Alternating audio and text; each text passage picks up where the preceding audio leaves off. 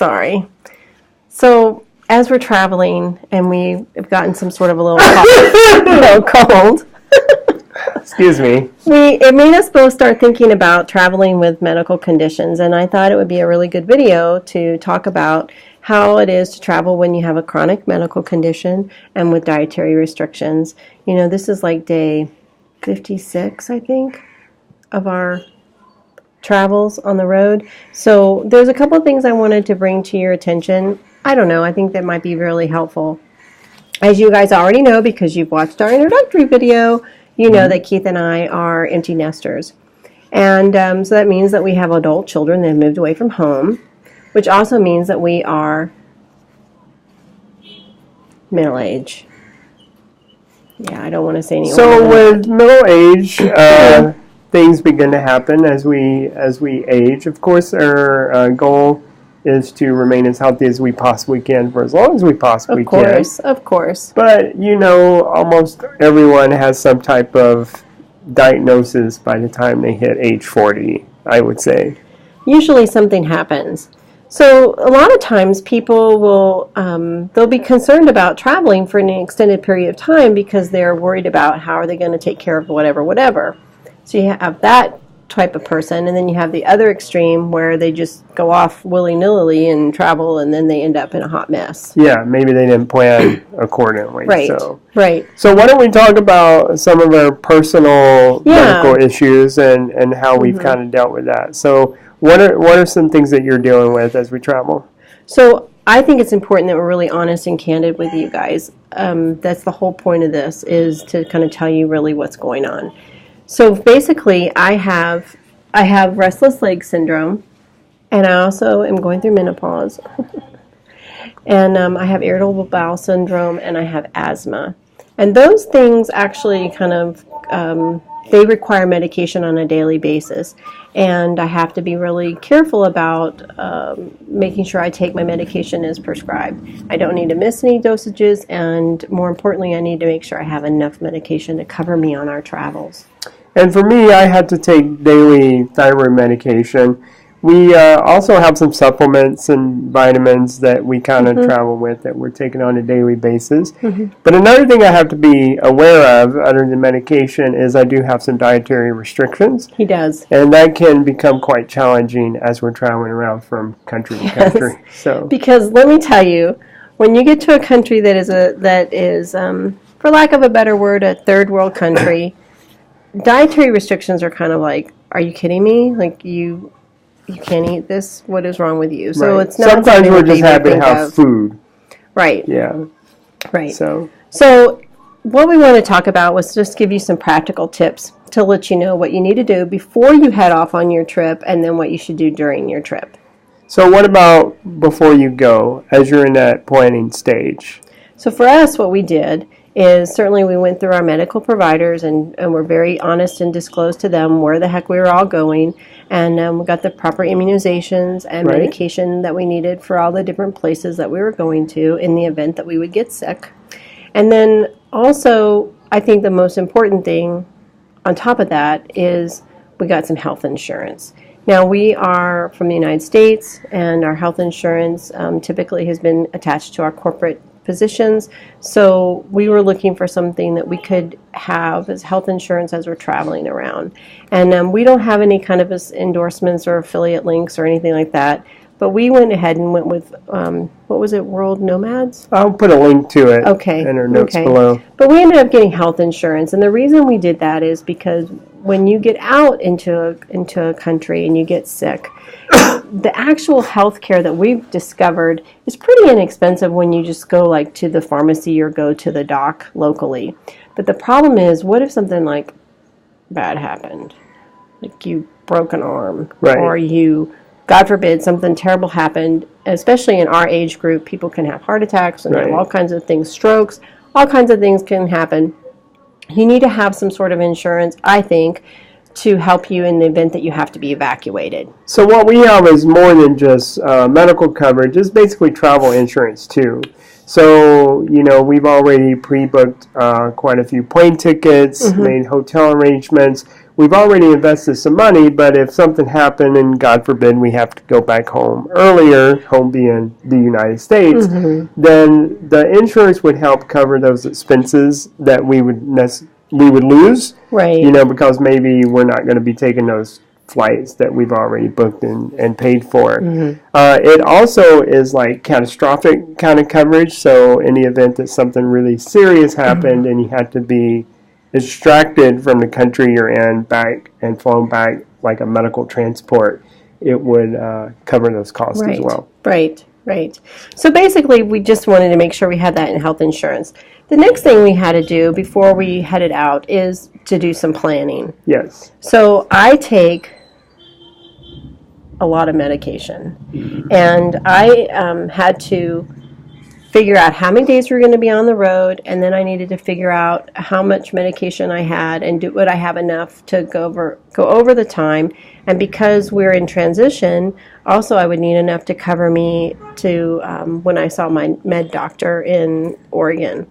So I had to do all that, mental math, right? Figure that out, and then make room for it. So really, like in my backpack, the priority was medication. Well, probably about a third of your backpack. A third of my backpack was meds.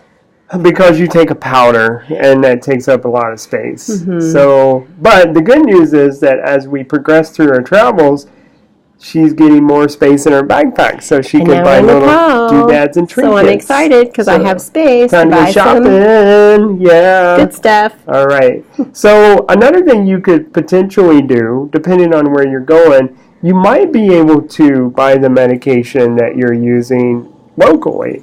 Right. And in many countries, like India, for example, you don't necessarily need a prescription. Based on what the medication is. Now, don't expect to come here and be able to purchase a Schedule 3 narcotic, because that's not going to happen. A benzodiazepine. But if you're on a medication like I am, like Synthroid, that's just for use for treating thyroid disorder, yeah, easily you're going to be able to pick that up, and it's going to be pretty cheap. So just for disclosure, we're not telling you to go do that. It's an option. And then also understand that those come with risk. There's a lot of data that is on the internet about that the medication may not be the same, that the medication may not be the same formulary as what you buy in the United States. I don't know. All I know is that I needed some meds, and I could easily get them. So I was in a good place. But mostly we've used the pharmacy for like this little cold we have going on right now. Right. So what else you want to say about medications or planning? All right, so don't think that you're going to be okay without your meds. Are you listening to me? Don't do that to yourself. While you're traveling is not the time to decide that you don't need your blood pressure medication. It's not the time to decide that you don't need your antidepressants.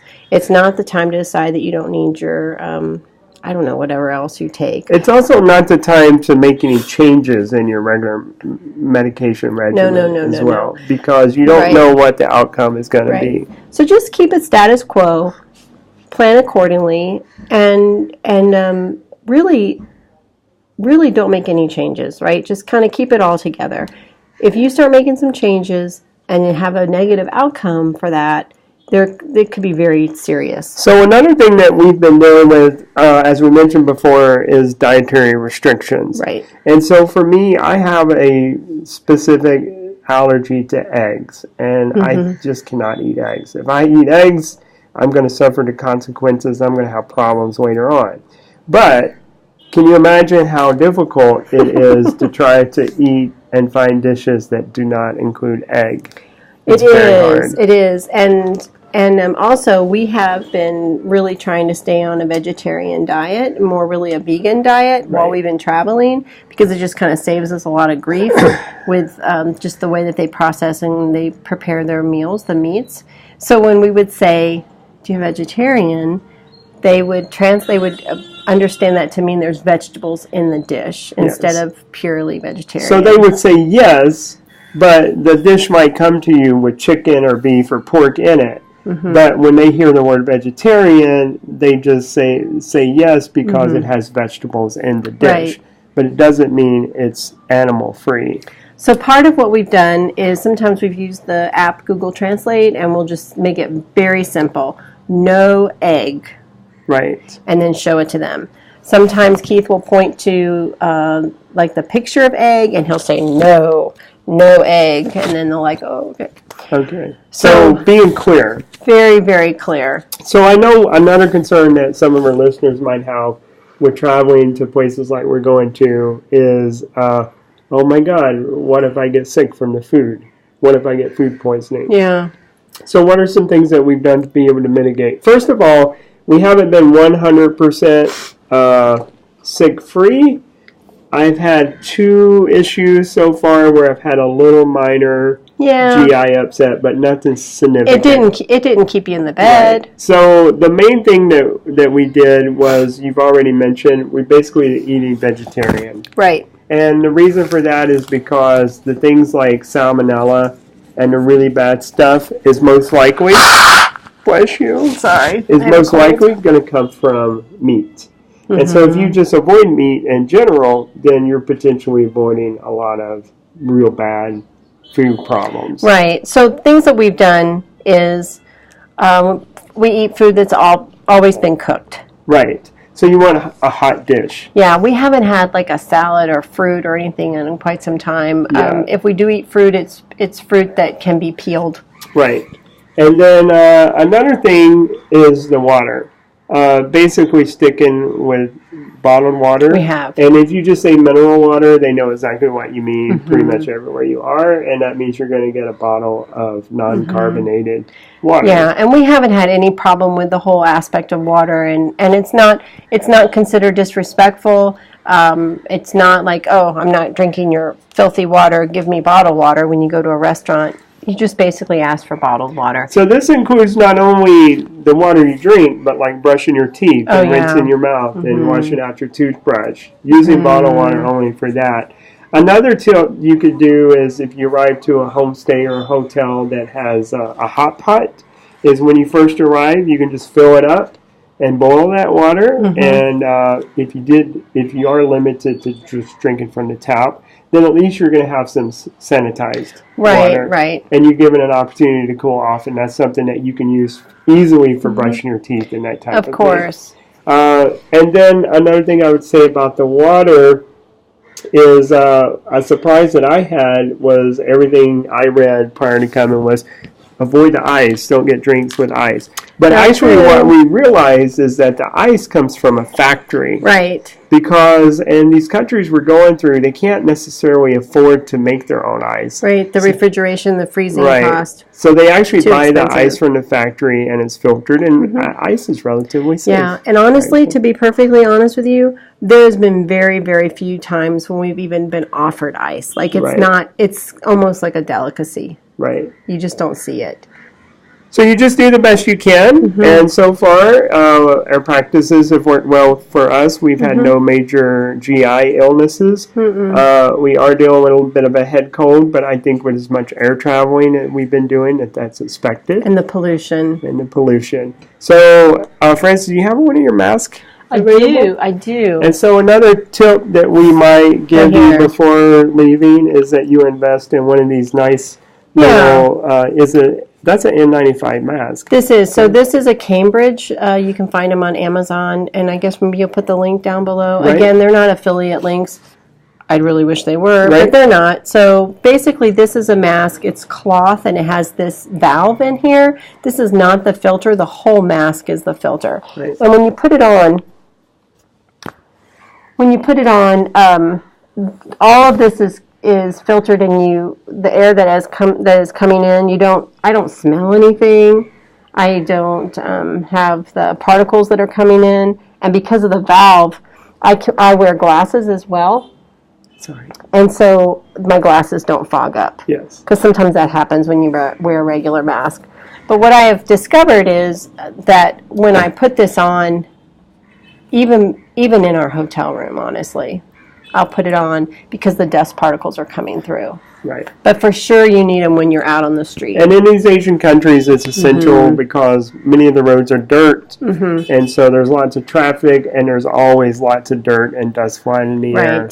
So we wear these when we're just out and about. As Francis said, we even wear them in our hotel room if it's particularly dusty, and it really helps us sleep at night, so mitigates a lot of problems. So those are our tips for traveling with medical conditions. Don't plan a big trip if you have some super major medical issue going on that's unresolved. Get that taken care of first. Yeah. And then just with your medications, make sure you have enough. You could potentially get some more on the way, but don't make that your primary plan. It could be a potential backup plan. Right. And just use common sense when it comes to eating and dealing with your dietary restrictions. Right. You might have to eat kind of bland in some places, but it's doable. You'll be able I know, to and that's the thing I would really tell you is don't be a titty baby. That's right. Don't whine about Nobody it. likes a titty baby. Nobody really cares about your dietary restrictions. No one does. And they're not going to care if you eat it or if you don't eat it. They want you to enjoy a meal, and they want you to pay for your meal. Right. So when you're having your dish and you're eating the same food every single day because that's all you can tolerate in your stomach, then just understand that that's nourishment for your body and go out and have a good time. Don't get caught up in all that crazy stuff. So the important thing I would say is enjoy your travels and don't let your dietary restrictions or your medical conditions control you. You get control of those dietary restrictions and you get control of those medical conditions. The secret is planning in advance. So, all right, well, I hope you enjoyed this video. Again, our goal is to get 100 YouTube subscribers, so please subscribe to our YouTube channel and like and share this video if you found it to be very helpful. And we'll see you guys next time. Ciao.